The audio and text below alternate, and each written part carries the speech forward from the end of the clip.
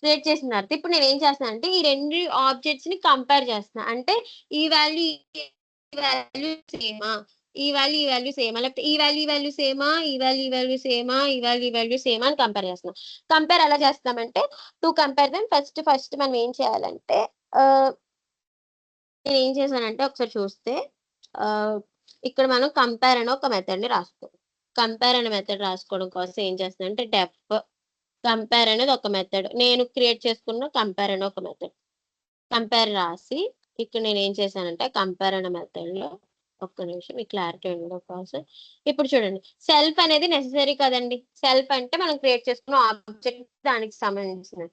Other వచ్చేసి ఇంకో రెండు ఆబ్జెక్ట్స్ ఉన్నాయి కదండి. ఫస్ట్ ఆబ్జెక్ట్ ఏమో సెల్ఫ్ అనుకుంటే సెకండ్ ఆబ్జెక్ట్స్ ని అదర్ అనుకోవాలన్నమాట. ఇప్పుడు చూడండి ఇది అదర్. ఈ అదర్ అనేది మనం ఇంకా చెప్పలేదు, నేను చెప్తాను వెయిట్. ఇప్పుడు చెప్తాను చూడండి. ఇప్పుడు ఫర్ ఎగ్జాంపుల్ నేను ఏం చేశానంటే కంపేర్ చేయాలనుకున్నా. C1 ని C2 తోటి కంపేర్ చేయాలనుకున్నా. దానికోసం మనం ఏం రాయాలంటే ఇఫ్ ఒకవేళ కంపేర్ చేసినప్పుడు C1 ని డాట్ మనం ఏ మెథడ్ అనుకుంటున్నాం ఇక్కడ చూడండి కంపేర్ ఆఫ్ దేనికండి C2 తోటి కనుక కంపేర్ చేస్తే ఏమైతుందంటే ఒకవేళ కనుక C1 డాట్ C2 కంపేర్ చేసినప్పుడు మనకి రెండు ఈక్వల్ అయినాయి అనుకోండి, ప్రింట్ ఈక్వల్ అని రాస్తాం.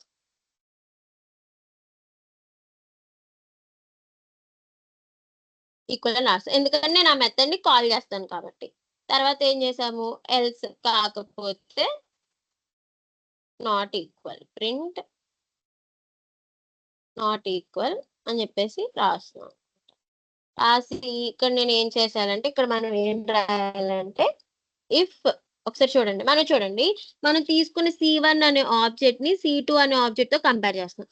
అప్పుడు ఏమైతుందంటే మనం తీసుకున్నప్పుడు ఈ C1 అనేది సెల్ఫ్ అవుతుంది అండ్ C2 అనేది ఏమైందంటే అదర్ అవుతుంది. మీరు గుర్తుపెట్టుకోండి ఇట్ సెల్ఫ్ అనేది కంపేర్స్ విత్ అదర్ అనమాట. అర్థమవుతుందండి? సో ఇప్పుడు మనం చేస్తే కనుక ఇఫ్ సెల్ఫ్ ఫస్ట్ ఆబ్జెక్ట్ యొక్క self dot CPU equal to కనుక అదర్ డాట్ ఏముందండి మనకి ఫర్ ఎగ్జాంపుల్ నేను ఫస్ట్ దాని యొక్క సిపియుని సెకండ్ ఆబ్జెక్ట్ యొక్క నేమ్ తోటి కంపేర్ చేసుకోవడానికి అదర్ డాట్ నేమ్ అనుకోండి. మనం ఏం చేయాలంటే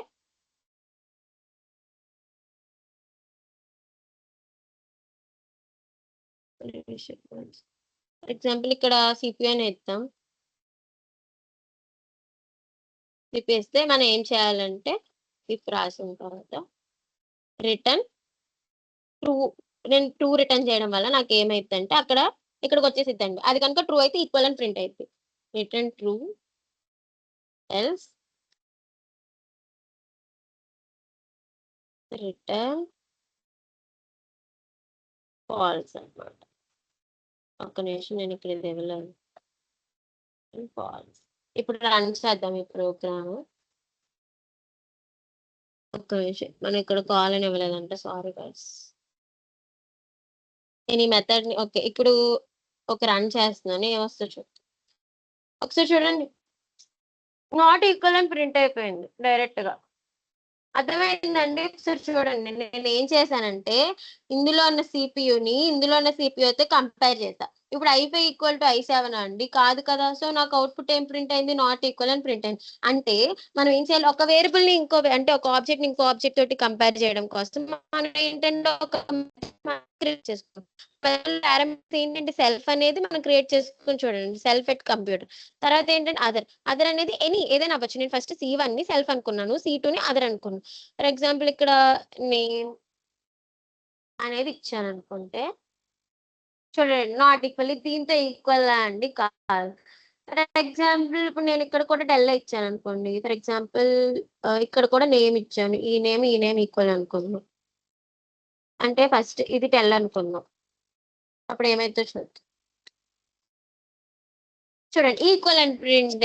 ఎందుకంటే నేను ఫస్ట్ ఆబ్జెక్ట్ యొక్క నేమ్ ని సెకండ్ ఆబ్జెక్ట్ యొక్క నేమ్ అనే వేరియబుల్ ని కంపేర్ చేస్తాను. రెండు 10 కదా నేను పాస్ చేస్తుంది యూనిట్ మెథడ్ లోకి. సో నాకు ఏమొచ్చింది అవుట్పుట్ ఈక్వల్ అని ప్రింట్ అయింది అనమాట. అర్థమైందండి ఇది అందరికి comparison of objects in OOPS ఎలా కంపేర్ చేస్తాము క్లాసెస్ లోని. Please respond voice. అందరికి అర్థమైందా ఎలా కంపేర్ చేసామని? అర్థం కాకపోతే please turn on the mic and ask and I will say that Mounika understood. Priya అంతేనా? మిగిలిన వాళ్ళకి జాహ్నవి, నవ్యశ్రీ, శ్రీను, మేఘన Okay, guys. Thank you. 1 second, guys. 1 second. I'm getting a call.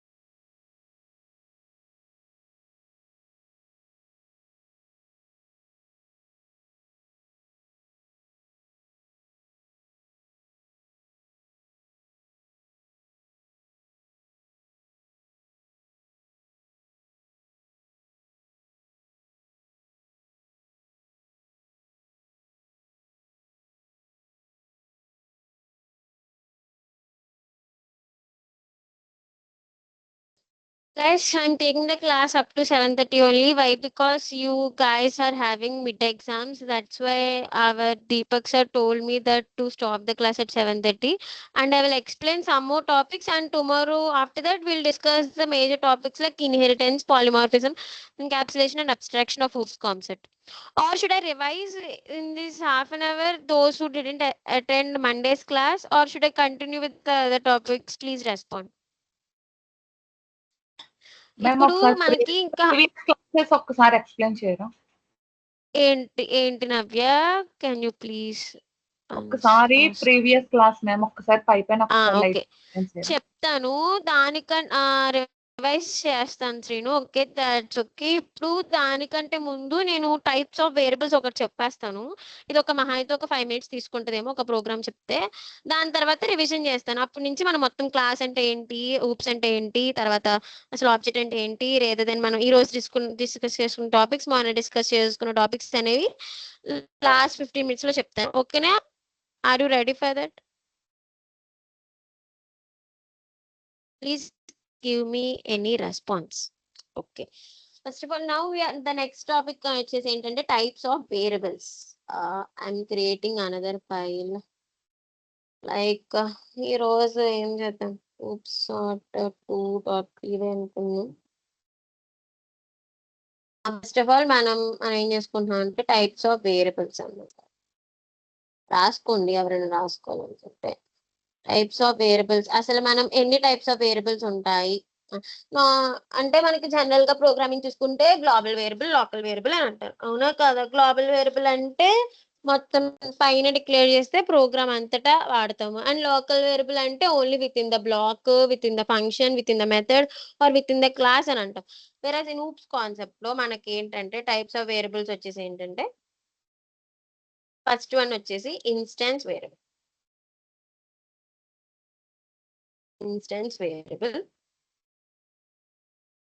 And second one వచ్చేసి స్టాటిక్ వేరియబుల్. దీన్ని క్లాస్ వేరియబుల్ అని కూడా అంటాము. Instance variable అంటే ఫర్ ఎగ్జాంపుల్ 1 second గైస్, ఇదంతా నేను కామెంట్స్ చేసేస్తున్నా.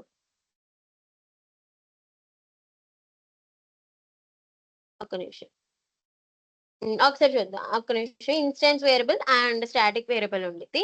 ఇవి కనిపిస్తున్నాయండి. ఇప్పుడు ఈ ప్రోగ్రామ్ నే తీసుకుందాం. ఒక్క నిమిషం, ఇదంతా నేను డిలీట్ చేసేస్తున్నాను. ఈ కంపేర్ అన్నది తీసేస్తున్నా. అండ్ ఆబ్జెక్ట్స్ కూడా ఇవి కూడా తీసేసి ఫ్రెష్ గా రెండు ఆబ్జెక్ట్స్ అనేవి తీసుకున్నాం. ఫస్ట్ కంప్యూటర్ అనే క్లాస్ డిక్లేర్ చేసుకున్నాం. ఇనిట్ అనే ఒక మెథడ్ ఇచ్చాం. ఇది ఎందుకంటే వేరియబుల్స్ డిక్లేర్ చేయడం కోసం. అండ్ ఇది ఎందుకంటే ప్రింట్ చేయడం కోసం కాన్ఫిగ్ అనే మెథడ్ నేను తీసుకున్నా. ఇప్పుడు మన ఇన్స్టెన్స్ వేరియబుల్స్ అంటే which are written in the init method instance variables. అంటే ఇనిట్ మెథడ్ ఏవైతే రాస్తామో వాటిని ఇన్స్టెన్స్ వేరియబుల్స్ అంటారనమాట. అంటే మనకి ఆబ్జెక్ట్ చేంజ్ చేయకొద్దీ ఆ వేరియబుల్స్ అనేవి చేంజ్ అయిపోతాయి. మీరే చూడండి, ఇప్పుడు నేను కనుక రన్ చేశాను అనుకోండి, ఒక నిమిషం, c1.config అండ్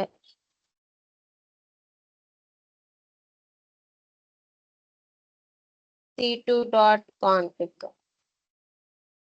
రన్ చేస్తే ఒకసారి చూడండి.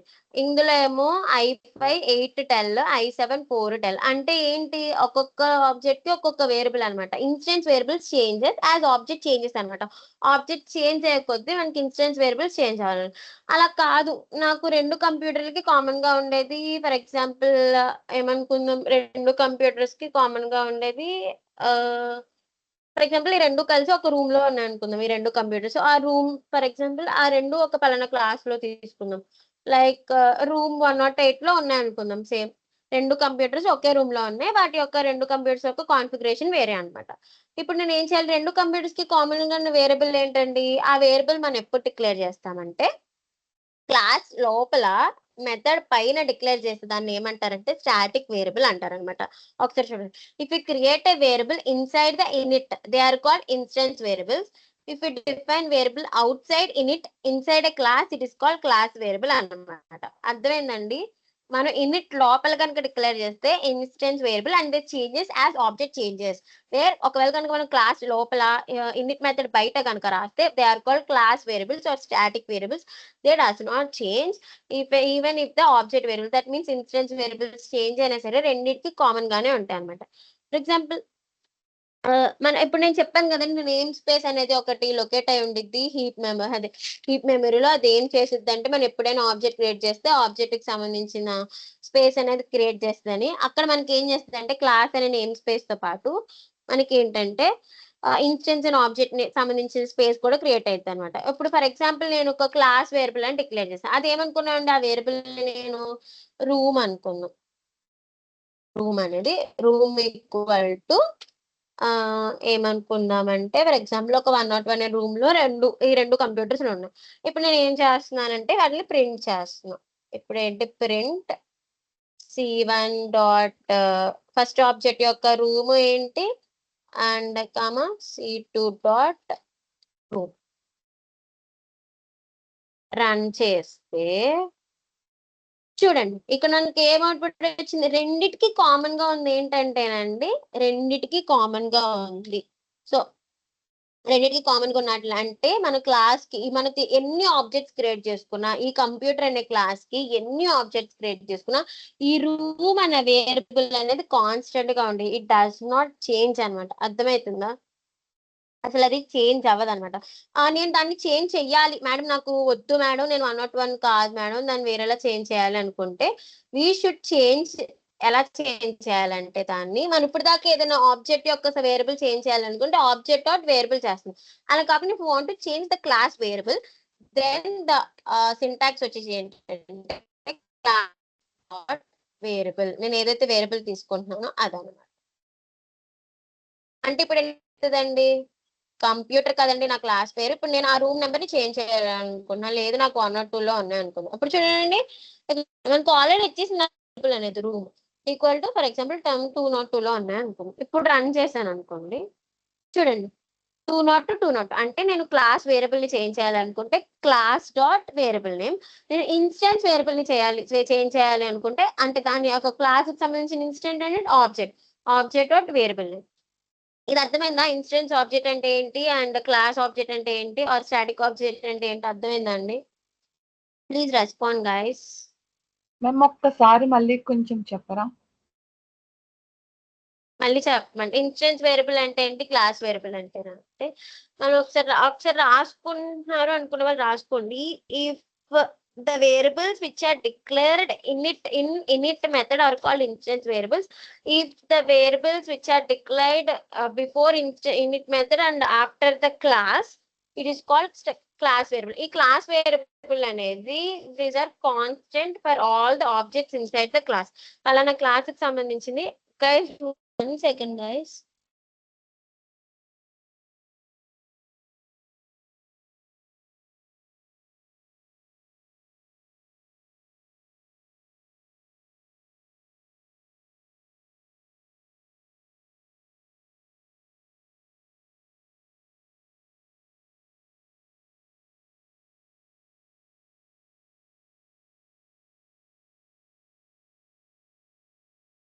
నెక్స్ట్ ఇన్స్టెన్స్ వేరియబుల్స్ అంటే ఏంటో చెప్పాను కదా.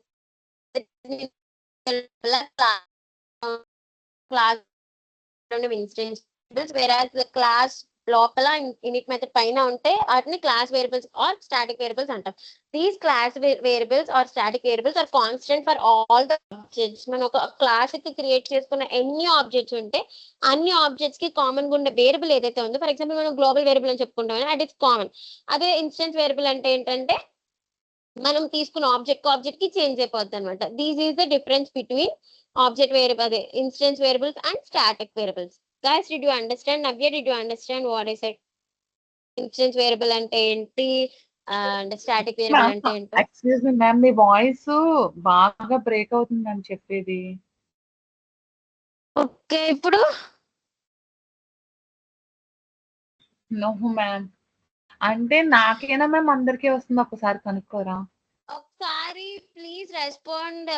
ఎక్సెప్ట్ నవ్య, నా వాయిస్ బ్రేక్ అవుతుందా ఆర్ ఎల్స్ తనొక్కదానికే బ్రేక్ అవుతుందా? బ్రేక్ అవుతుంది మ్యామ్ మీ వాయిస్. బ్రేక్. ఓకే, సరే. ఈ రోజు క్లాస్ సేపే కదండి. జావా వాళ్ళకి ఎలాగో క్లాస్ అంట.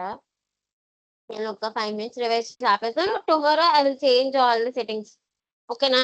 ప్లీజ్ ఈ రోజు మట్టికి కొంచెం అడ్జస్ట్ అవ్వండి. And tomorrow also there is no class.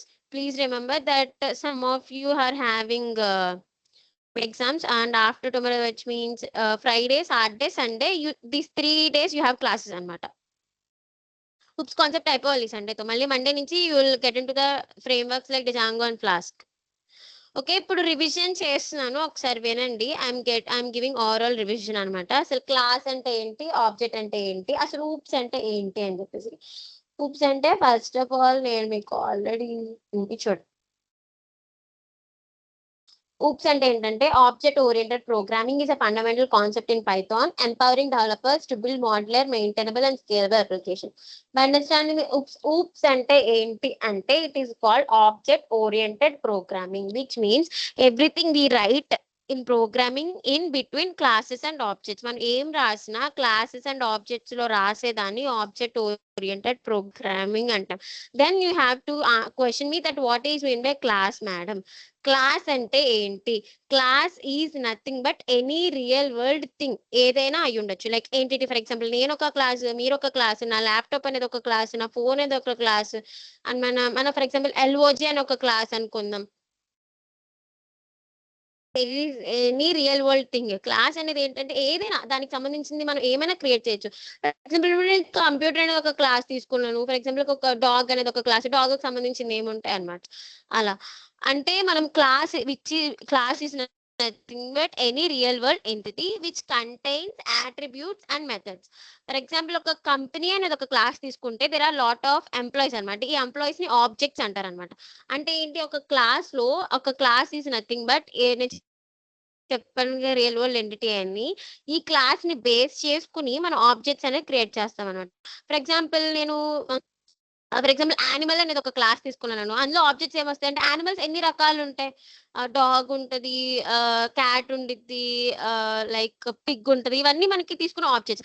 And object కి డిఫరెన్స్ ఏంటి అంటే, it depends upon the attributes. అంటే ఏంటి, మనం పాస్ చేసుకున్నాం కదండి వాల్యూస్. అండ్ మెథడ్స్ అంటే ఏంటి, మనం తీసుకున్న మెథడ్స్ అనమాట. అంటే class is nothing but real world. ఇప్పుడు ఫర్ ఎగ్జాంపుల్ నేను ఒక ఇల్లు కట్టాలనుకుంటున్నాను. ఆ ఇల్లు అనేది నాకు ఒక ప్లాన్ ఉండింది. ఆ ఒక్క ప్లాన్ ని బేస్ చేసుకుని నేను నెంబర్ ఆఫ్ ఇల్లు కట్టొచ్చు కదండి. అంటే ఇక్కడ ప్లాన్ బ్లూ ప్రింట్ ఏమంటాం అంటే క్లాస్ అంటాము. And based upon that blueprint will design number of objects which are nothing but number of houses అనమాట. అండ్ వన్ హౌస్ కి డిఫరెన్స్ వచ్చేసి మనం తీసుకున్న వాటి కలర్స్ అవ్వచ్చు, లేదంటే పెయింట్ అవ్వచ్చు, అండ్ కట్టే మనిషి అవ్వచ్చు, వాట్ ఎవర్ ఇట్ ఈస్. కానీ బ్లూ ప్రింట్ ఒకటి సేమ్ అనుకుని మనం ఏమనుకుంటామంటే డిఫరెన్స్ ఏంటి, పెయింట్ దీనికి ఒక కలర్ పెయింట్ వేస్తే దానికి ఒక కలర్ పెయింట్ వేస్తాడు, దీనికి ఒక కలర్ ఫ్యాన్ పెడితే దానికి ఒక కలర్ ఫ్యాన్ పెట్టాడు, దీనికి ఒక టీవీ పెడితే దానికి ఒక టీవీ పెట్టాడు, దీనికేమో ఎంట్రన్స్ ఫస్ట్ నుంచి పెడితే దానికేమో ఎంట్రన్స్ వెనక నుంచి పెట్టాడు. దీస్ ఆర్ ద డిఫరెన్సెస్ అనమాట. Class is nothing but any real world thing. And the instance of class and క్లాస్‌కి సంబంధించిన రకరకాలను తీసుకొని వాటిని ఆబ్జెక్ట్స్ అంటారంట. These classes and objects contain two things that are nothing but attributes and methods. Attributes are nothing but, for example, an object can have two things అన్నాను కదా! What it have and what it do. దానికేమున్నాయి? అసలు దానికేమున్నాయని చెప్పాలి. For example నన్నే తీసుకుంటే నాకేమున్నాయి? కళ్ళున్నాయి, లేకపోతే నాకు పేరుంది, నా ఏజ్ ఉంది, నా హైట్, నా వెయిట్, నా స్టడీస్, ఇవన్నీ ఏంటి? నా అట్రిబ్యూట్స్. నాకేమున్నాయి? What I have. Whereas method అంటే ఏంటి? What I do. నేనేం చేస్తాను? నేను తింటానా? పడుకుంటానా? చదువుతానా? వింటానా? సినిమాలు చూస్తానా? These are method. Method is nothing but function. మనం డెఫ్ అనే కీవర్డ్ యూజ్ చేసుకుని ఫంక్షన్ ని క్లియర్ చేసుకున్నాం కదండి. అలానే method function is called as method in class. అర్థమైందండి? ఫంక్షన్ ని మనం మెథడ్ అంటాం దేంట్లో? క్లాస్ లో. This is the difference between method and function. రెండు ఒకటే. క్లాస్ లో రాసేదని మెథడ్. మెథడ్ అంటే ఏంటి? మనం చేస్తున్న పని. లైక్ ఆ క్లాస్ కి సంబంధించి ఆబ్జెక్ట్ ఏం చేస్తుంది. ఇప్పుడు నేను ఇందాక మీ విఎస్ కోడ్ లో ప్రోగ్రామ్స్ చెప్పినప్పుడు 1 సెకండ్. ఇక్కడ నేను క్లాస్ అనే కంప్యూటర్ ని తీసుకున్నాను. ఇది ఈ క్లాస్ అనేది ఒకటి. దీనికి సంబంధించి ఆబ్జెక్ట్స్ ఏంటి? సీటు. దీనికి సంబంధించి వేరియబుల్స్ ఏముంటాయండి? సిపియు ఒకటి ఉండిద్ది, ర్యామ్ మీద ఒకటి ఉండిద్ది, నేమ్. దీనికి సంబంధించి కాన్ఫిగ్ అంటే దీని కాన్ఫిగరేషన్. యాక్చువల్‌గా నిన్న నేను చెప్పిన ప్రోగ్రామ్ తీసుకుంటే ఒక్క నిమిషం, నేను మీకు చెప్పానండి. స్టూడెంట్ అని ఒక క్లాస్ తీసుకుంటే S1, S2 అని 2 ఆబ్జెక్ట్స్ తీసుకున్నాం. వీళ్ళు ఏం చేస్తారంటే method for example deaf ma'am me screen like రావట్లేదు ఈటింగ్ మాకు. అనుకుందాం. మ్యామ్ మీ ఏంటి? స్క్రీన్ షేర్ అవ్వట్లేదు మ్యామ్ మాకు. అవ్వట్లేదా? నాకు అవుతున్నట్టు చూపిస్తుంది. ఒక్క నిమిషం. మేడం స్క్రీన్ షేర్ అవ్వట్లేదు మేడం. ఒక్క నిమిషం. ఇప్పుడు అవుతుందా? నో మ్యామ్ అవ్వట్లేదు. Guys please respond. No ma'am. సరే సర్లేండి, వదిలేసేయండి. ఎలాగో అయిపోద్ది. ఒక 5 మినిట్స్ చెప్తాను. ఓకేనా? ఇప్పుడు అర్థమైందండి క్లాస్ అంటే ఏంటి, ఆబ్జెక్ట్ అంటే ఏంటి అని, అట్రిబ్యూట్ అంటే ఏంటి, మెథడ్ అంటే ఏంటి. Class is nothing but any real world entity. Object is nothing but instance of a class. Attributes అంటే the variables which are declared for the object. Nothing but the functionality of an object. అంతే. ఈ 4 చెప్పుకున్నాం నిన్న. ఈరోజు first నుంచి ఉన్నారు కదండి. అసలు క్లాస్ అనేది ఎలా క్రియేట్ చేస్తాం, ఆబ్జెక్ట్ అనేది క్రియేట్ చేస్తాం. ఇనిట్ మెథడ్ అంటే ఏంటో కూడా ఇందాకే చెప్పాను. ఇనిట్ మెథడ్ అంటే to initiate the variables we use init method. And other methods are called as అన్నమాట. మిగిలిన ఏమైనా మెథడ్స్ ఉంటే వాటిని ఏమంటారంటే దాటి ఆబ్జెక్ట్ అంటే దాని పర్టికులర్ క్లాస్కి సంబంధించిన మెథడ్ అని అంటారనమాట. The basic 4 concepts of OOPs ఏంటంటే inheritance, polymorphism and abstraction and encapsulation. ఇవన్నీ ఎల్లుండి క్లాస్ లో చెప్పుకుందాము. ఇప్పటి వరకు క్లారిటీ ఉంది కదా? క్లాస్ జస్ట్ ఐడియా ఉందా క్లాస్ అంటే ఏంటి అని, ఆబ్జెక్ట్ అంటే ఏంటి అని? Okay. If you have any doubts, you can stay or else you can leave from the class. Already నేను అటెండెన్స్ తీసుకున్నాను. మీకు ఇంకేమైనా డౌట్స్ ఉంటే మీరు ఉండండి, లేదంటే వెళ్ళిపోవచ్చు.